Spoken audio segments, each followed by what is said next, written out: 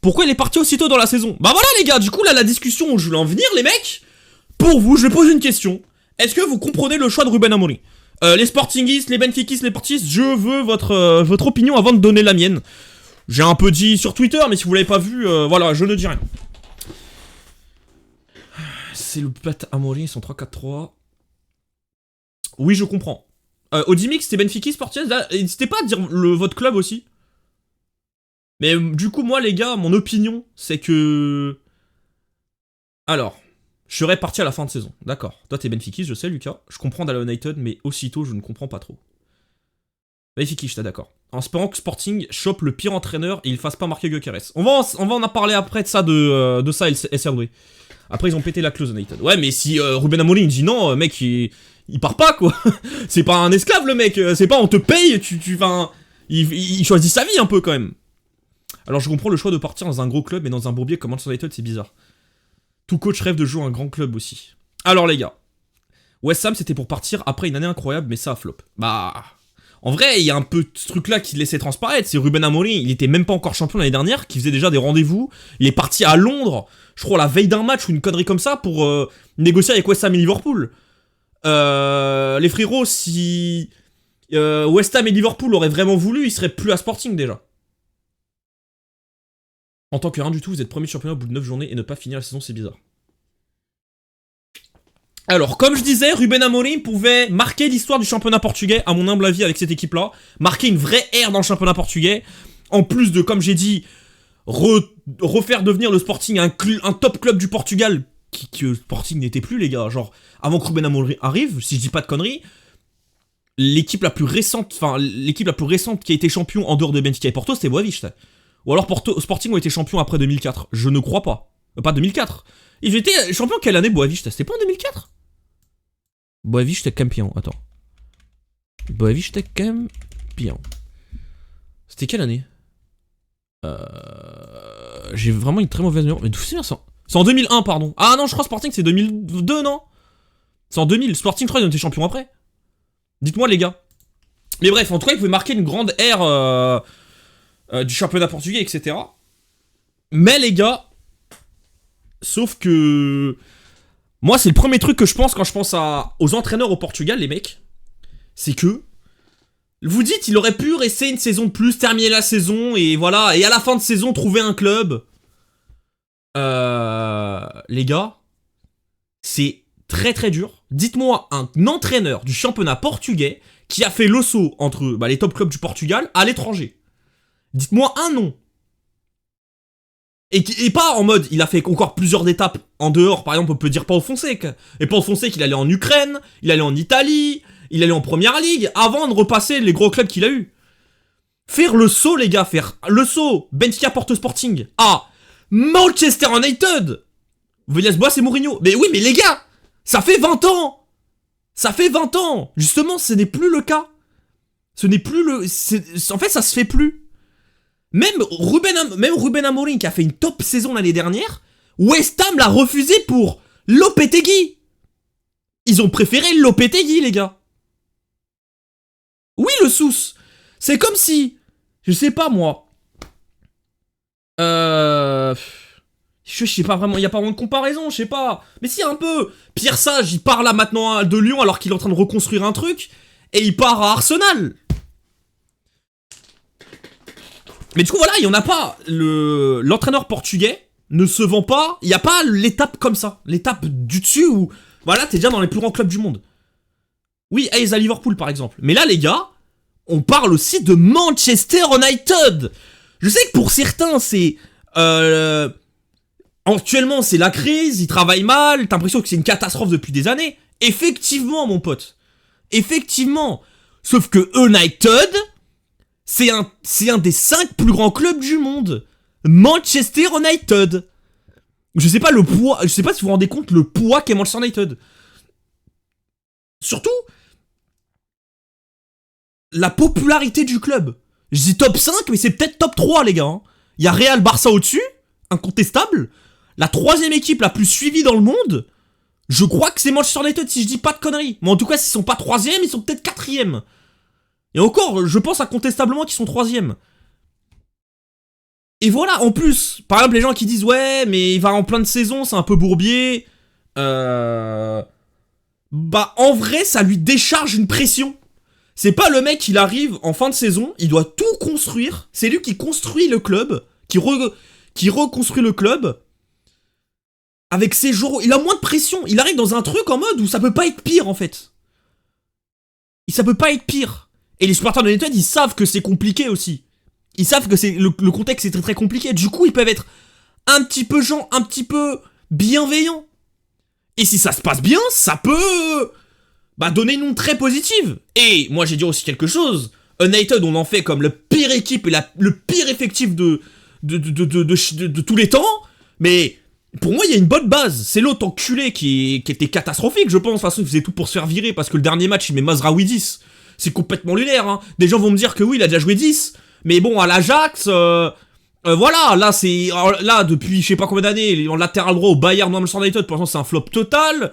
Il est moyen, voire mauvais. Et là, le frérot, tu le mets en 10. Voilà, et il a une base où il pourra travailler un petit peu.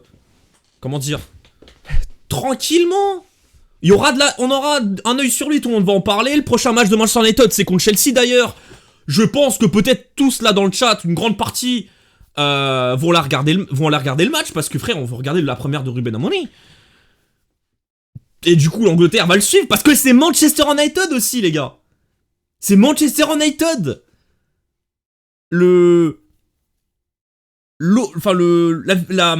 Comment on dit ça? La portée que te donne Manchester United, c'est complètement dingue. Et voilà, en plus, l'effectif est jeune. Il peut créer quelque chose. Donc Hugo Vienne à City, Yamori à United, Sporting peut perdre des cadres. C'est vrai, ça on va en parler aussi de Sporting, quid de l'avenir. Frédéric Varandas, est-ce que c'est un bon président? Parce qu'en gros il y a beaucoup le débat, même les sportingistes qui disent que en fait c'est pas un bon président, c'est Ruben Amorim qui tient tout le truc avec l'aide de son directeur sportif Hugo Vienne. Moi, je ne sais pas. J'avoue, j'ai pas assez suivi Sporting ces dernières années. Genre, je sais pas l'importance qu'a vraiment Varandas dans le Sporting. Mais bon, de ce que je vois quand même, Sporting c'est très très très nettement amélioré. C'est lui qui a ramené Varandas, celui qui a ramené Ruben Amorim, alors que c'était peut-être pas très très conseillé. C'était peut-être pas à la mode de penser ça à l'époque. Finalement, il a fait et ça a très bien fonctionné. J'ai l'impression que niveau effectif, vente, il gère très bien. C'est pas, par exemple, Ricoste qui, allez, dès que le mec fait 2 mois exceptionnels, en fin de saison, on sait qu'il est vendu. On verra, mais voilà, du coup, le successeur de Ruben Amorim serait apparemment João Pereira. Est-ce que vous vous rappelez de João Pereira? Peut-être que les gens ne se rappellent pas, parce qu'en vrai, ça commence à dater, en vrai, qu'il est plus joueur, en tout cas qu'il joue avec la sélection portugaise. Le latéral droit, l'ancien latéral droit, de Sporting du coup, qui a joué à Sporting, il a joué à Benfica, il est formé à Benfica, il a joué à Sporting en début de carrière, puis après je crois qu'il a terminé sa carrière à Sporting si je dis pas de conneries. Voilà, sélection portugaise. Voilà, ouais, il était dans le massacre 2014 Il a joué à Trabzonspor, on va pas dire que c'est pas latéral droit du siècle, c'est pas du tout ça, mais c'est un mec connu quand même, tu vois, c'est un mec qu'on connaît. C'est actuellement l'entraîneur de l'AB. J'avoue que je ne sais pas du tout ses résultats, je ne sais pas s'il joue bien enfin, c'est un jeu particulièrement exceptionnel avec l'équipe B. De ce que j'ai suivi un petit peu sur Twitter, les Sportingistes sont pas trop contents de ça. Ils ont même très peur, ils disent bon ils commencent déjà à critiquer Varandas, comme je disais.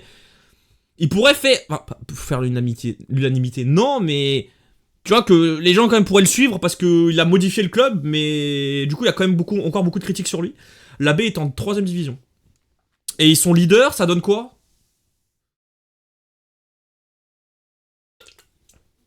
Mais du coup, ils ont décidé de prendre João Pereira, apparemment.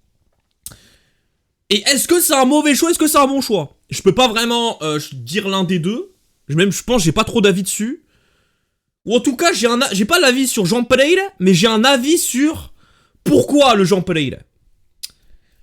Les gars, en fait, c'est dans la continuité. Apparemment, d'après je sais plus quel journal portugais, ça fait des mois que João Pereira est préparé à remplacer Ruben Amorim. D'après les rumeurs, d'après ce média, je sais plus c'est quel média, je crois que c'est Record, mais je suis pas sûr.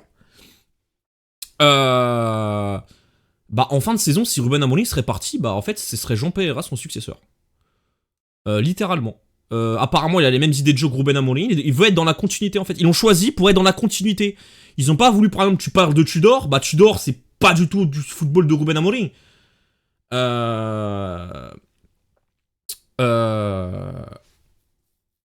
Du coup, ouais, je suis très très curieux.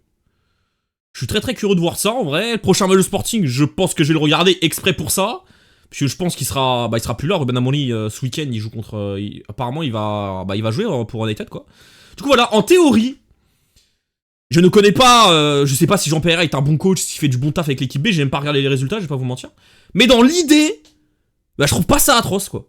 Mais du coup, c'est acté, c'est quasiment acté. Oui, enfin, il a dit, Fabrizio Romano a dit le Here we go. Il n'y a pas eu de. Sporting n'ont pas fait de communiqué pour démentir le truc. Les gars, c'est fait. Et voilà, du coup, c'est complètement dingue quand même. D'ailleurs, je risque d'aller voir Sporting Benfica et Noël Valade. Incroyable. Mais du coup, ça redistribue toutes les cartes au championnat portugais. Parce que, malgré que ça dans la continuité, c'est fort quand même ton coach qui part. C'est un nouveau coach qui vient. Est-ce que l'affect? Est-ce que. Frère, mentalement, c'est bizarre aussi. Peut-être les joueurs, ils vont pas se sentir. Ils vont se sentir trahis. Il y aura une ambiance bizarre.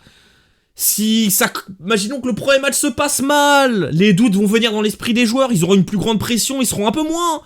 En fait, ça sera plus la routine, quoi. Ça sera plus la routine. Est-ce que Jean Play aura les épaules aussi pour la pression? Parce que là, l'équipe va avoir beaucoup de pression. On va beaucoup parler d'eux. Je ne sais pas, l'avenir nous dira, mais en tout cas, les cartes sont complètement redistribuées, je sais plus parler. Et ouais, ça relance complètement le championnat, Benfica Porto, même si Benfica a 5 points d'avance. Moi, 5 points d'avance, ça va, frère. Ça va, je suis en train de changer de coach là, on a largement le moyen. Bah oui, ouais, en vrai, il y a pas des exemples de coachs qui sont partis, genre, un club qui allait trop bien, le coach part en plein milieu de la saison, il fait une catastrophe derrière.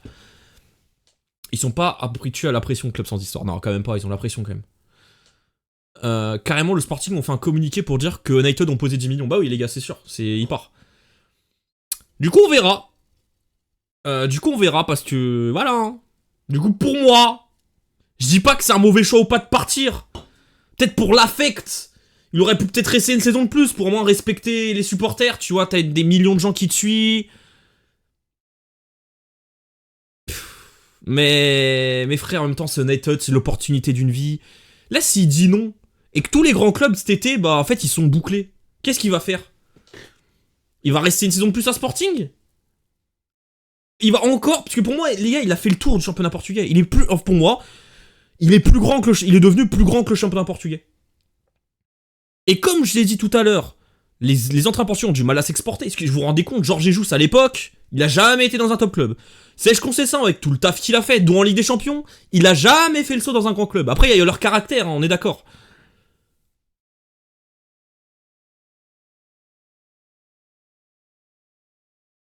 Mais il n'y a pas d'exemple. Il n'y a pas d'autre exemple.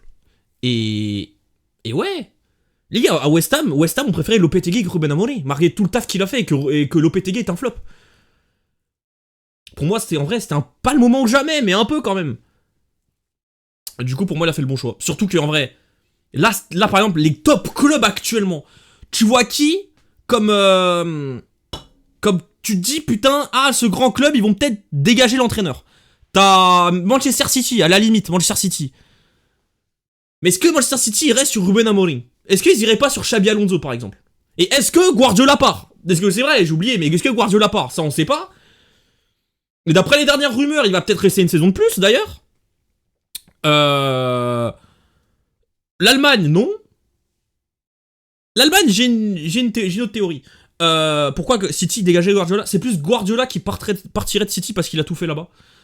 Il y a aussi, en Espagne, le Real Madrid. Je pense pas que le Real Madrid vont prendre Ruben Amorim. Je pense que c'est Xabi Alonso. Ou un autre gros nom. Je pense pas que Ruben Amorim va faire le saut Sporting Real Madrid. Je ne pense pas. Ailleurs, en Espagne, il y a pas de... Voilà, il y a pas. Bah les gars, Chelsea, par exemple, tu dis Chelsea, Maresca, il fait du bon taf. Il y a que United. Et United, si tu prends pas le train maintenant et qu'ils prennent quelqu'un d'autre, que ça fonctionne bien, bah en fait, le train, il est déjà mort. Le seul truc que je vois, et encore, c'est pas top club, hein, c'est imaginons, il se dit, bon, attends, si Xabi Alonso, il signe dans un top club, City, truc, il dit, ah, je remplace Xabi Alonso. Mais tu vois, Xabi Alonso, c'est pas un club. Là, ils sont très forts actuellement. Mais c'est pas le Real Madrid, le Bayern ou Manchester United. Tu vois ce que je veux dire? Pour moi, c'est le moment ou jamais, frère. C'est dur, hein. C'est dur à avaler. Là, je m'imagine, je suis benfiquiste et il m'arrive ça. Je sais pas, Bruno Lage, là, il part demain et il part au Real Madrid. Mais je sais être objectif. Je sais que j'aurai le mort, hein. Je lui en voudrais. Mais si je réfléchis, si je suis objectif avec moi-même, là, je dirais la même chose que je dis actuellement sur Ruben Amorim. Pour moi, il a fait le bon choix. Enfin, il a fait le bon choix. Oui, pour moi, il a fait le bon choix de carrière, quoi. Pour moi, il a fait le bon choix de carrière. Pour moi, il a fait le bon choix de carrière. Voilà, c'est peut-être dur à avaler. Et je dis ça pas parce que c'est un Benfica, c'est que je suis content qu'ils partent parce que du coup, ils sont affaiblis. Je parle vraiment en termes d'objectif. J'enlève le côté je suis benfiquiste, je veux qu'ils partent. Je parle vraiment en termes d'objectivité. Et je veux faire une comparaison aussi avec les joueurs. Un mec sur Twitter m'a dit, tu dis ça parce que t'es benfiquiste, tu disais pas pareil d'Enzo Fernandez. Ce n'est pas du tout le même contexte. Nous les joueurs, on n'a pas du tout du mal à les exporter dans les top clubs du monde. Hein. On n'a pas du tout de problème. On n'a pas du tout de problème. Et même pas même Enzo Fernandez était dans un club qui jouait avec des champions. Et il partait à un club qui annonçait une saison catastrophe. Mais par exemple, le joueur, c'est pas le mec qui va complètement transformer une équipe, qui va retransformer une équipe. Le coach, c'est différent. Là, ils sont dans la merde. Là, ils jouent avec les champions avec Sporting. Mais le mec, il peut revenir pour retransformer le club. Je sais pas si vous voyez ce que je veux dire. C'est pas le même contexte. Là, il va vraiment transformer une équipe à son image. Du coup, voilà. Pour moi, c'est un bon choix. Et j'ai très hâte. Mais du coup, les gars, est-ce que vous êtes confiants de son est-ce que vous êtes confiant de son avenir en United? Ah, le sous, quelle grande époque. C'est annoncé de prendre l'avion demain. Mais du coup, attends, là, il est entraîneur actuellement. En plus, là, il y a match Sporting ce soir, je crois. Il aurait du boulot à voir. J'aurais toujours confiance en lui. Bah moi, les gars, personnellement, genre... Ruben Amorim, en fait, je pense qu'un championnat portugais, comme j'ai dit, il a fait le tour, il est trop fort. Mais est-ce que...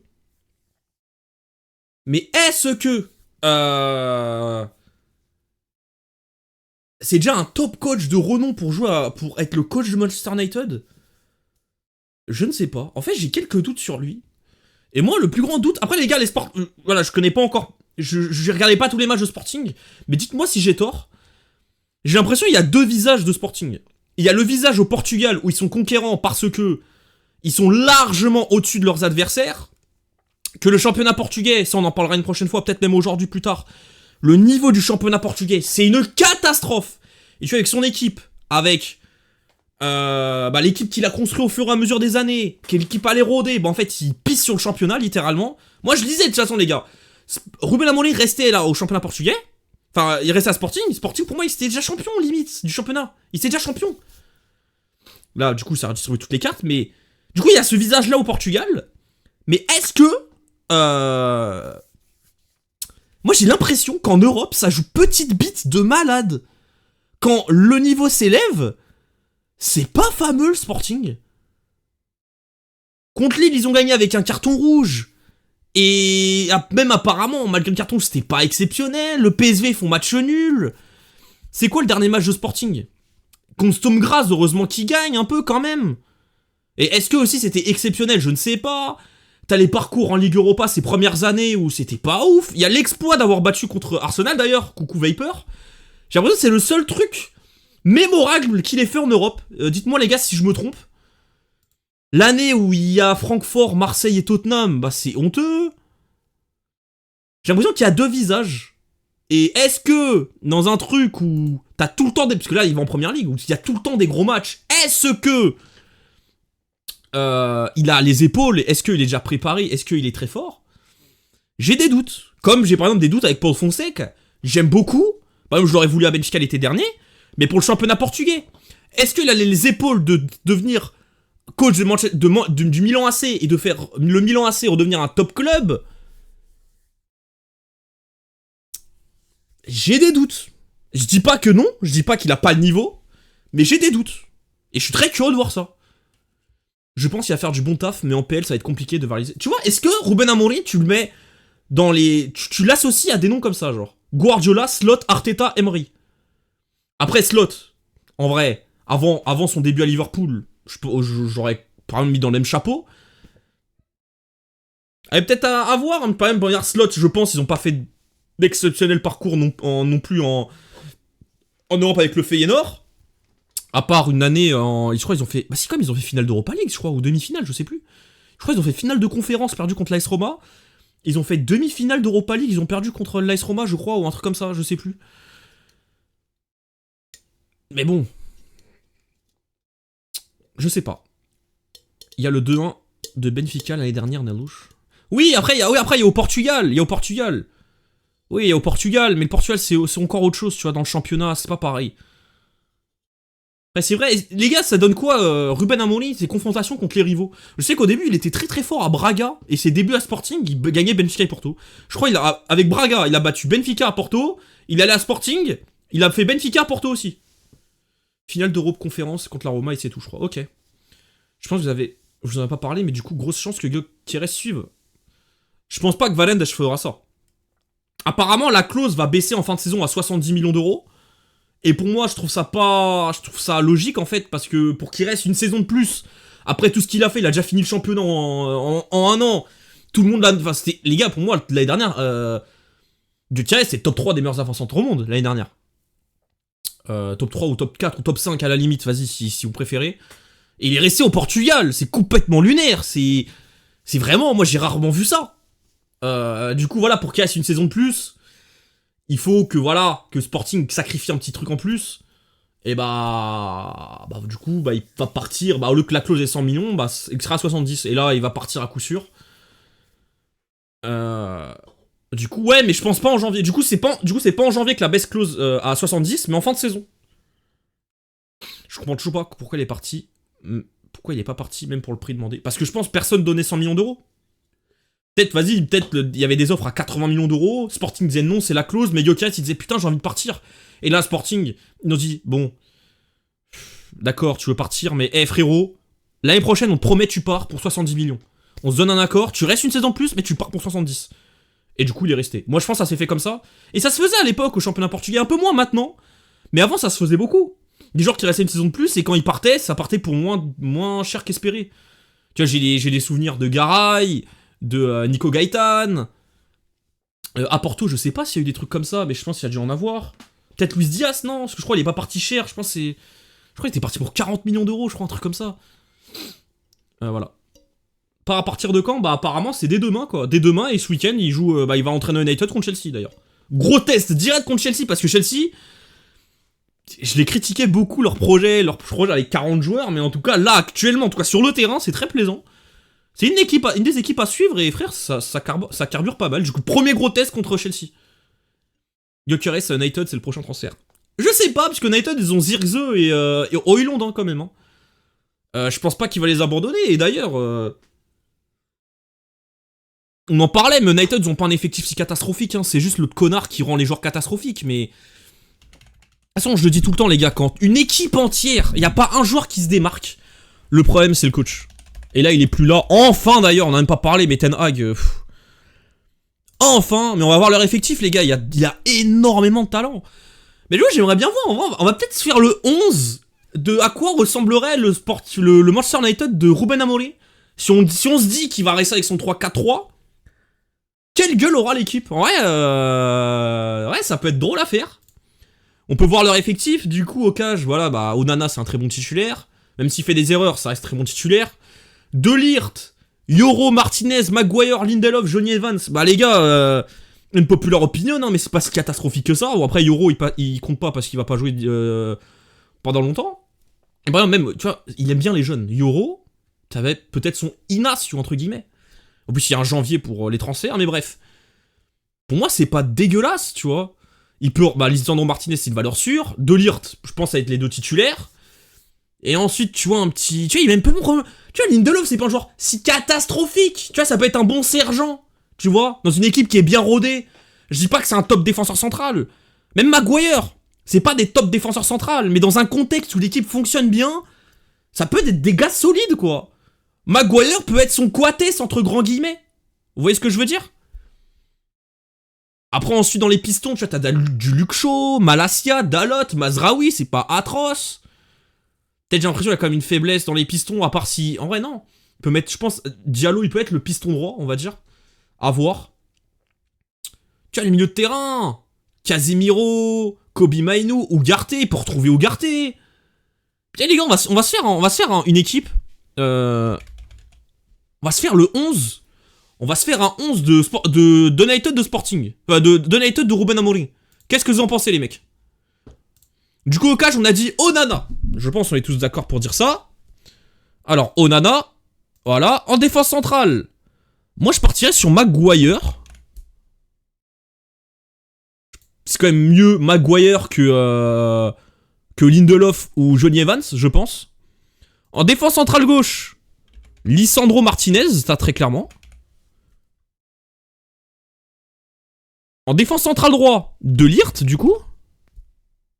Bah les gars, bah, en vrai, en oubliant le niveau qu'ils ont actuellement, parce que encore une fois, Ten Hag, tout le niveau des joueurs est nivelé vers le bas. Bah les gars, c'est pas atroce. Quand tu vois le prime de chacun, Martinez, c'est peut-être une des seules satisfactions de United ces dernières années. Maguire, c'est un joueur solide quand même. C'est un mec, il est détesté par beaucoup de monde, on ne sait pas trop pourquoi, parce qu'il a une sale gueule ou quoi. Parce qu'il est pas sexy à regarder.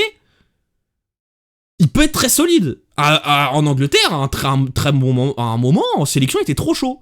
De Ligt, il peut le relancer très clairement, il a du talent, malgré qu'il a jamais confirmé son niveau qu'il avait à l'Ajax.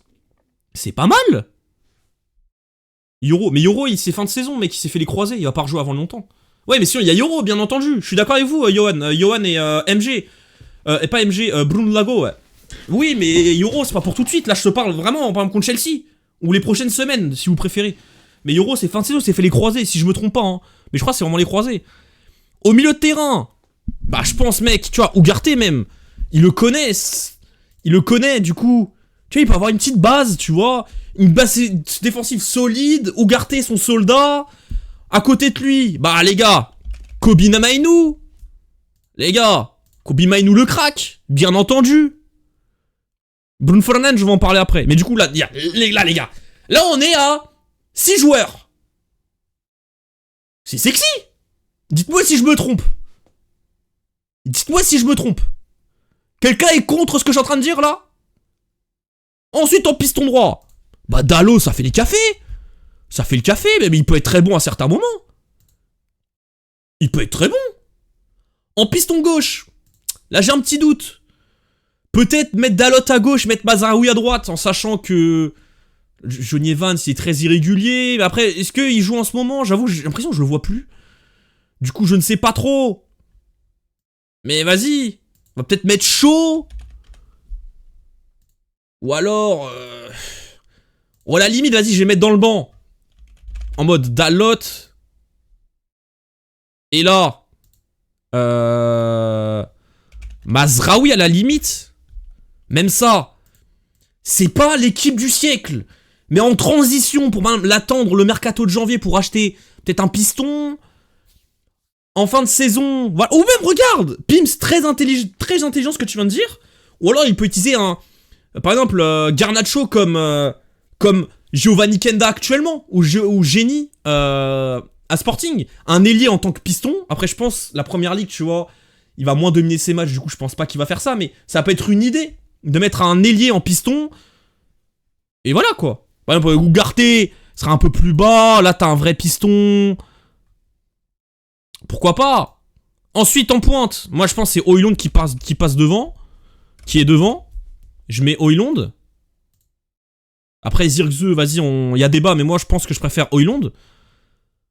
À gauche, là, c'est soit Rashford, soit Garnacho, parce que pour moi, bah, avoir un peu, bah, Bruno Fernandes dans le rôle de pote. en mode de l'ailier qui n'est pas trop un ailier, bah moi je pense que ça le fait. Et là, bon, allez. C'est dur d'enlever Garnacho actuellement, mais je pense pas, il va faire le move d'enlever Rashford. Je pense pas qu'il va le faire, tu vois, mais... Tu vois, un truc comme ça, les gars, avec Dalot et Shaw qui prennent vraiment le couloir, en Ugarte peut-être un peu plus bas, tu vois, un truc comme ça, dans l'animation.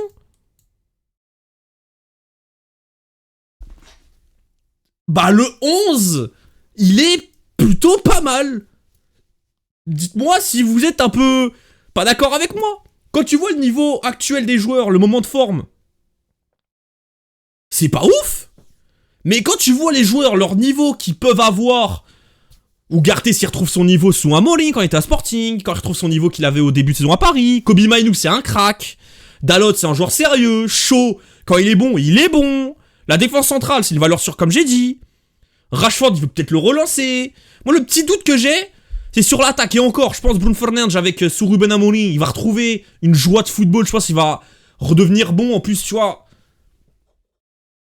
Il y a ça, et après si Rashford il est mauvais, bah il y a Garnacho.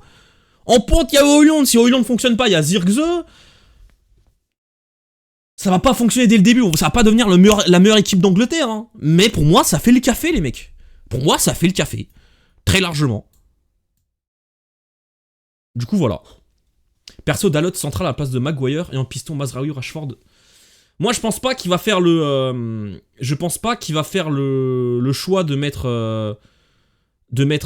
un ailier en tant que piston. Parce qu'en fait, il pouvait se le permettre au Portugal, vu que Sporting dominait complètement les matchs. Là, c'est pas pareil, les mecs. Là c'est la première ligue, il va pas dominer que 99% des matchs. Hein. Ça fait top 6 en première ligue. S'ils sont tous bons. Il y aura peut-être Gyökeres en jouant au pire. Après, ouais, en jouant. Hein. Je l'espère. Bon, en tout cas, j'espère qu'il part. Zirkzee, apparemment, à skip prêt à la Juve. Bah... Peut-être, mais là ça redistribue les cartes avec un nouvel entraîneur. Là tu peux pas dire bah, le joueur il va partir en janvier alors que l'entraîneur ça se trouve il compte sur lui, il veut le voir, il veut le tester avant. Là c'est là l'effectif est gelé pour l'instant, avec Ruben Amorim avant qu'il fasse ses premiers entraînements, ses premières semaines d'entraînement, l'effectif est gelé, il y a personne qui part, il y a personne qui vient.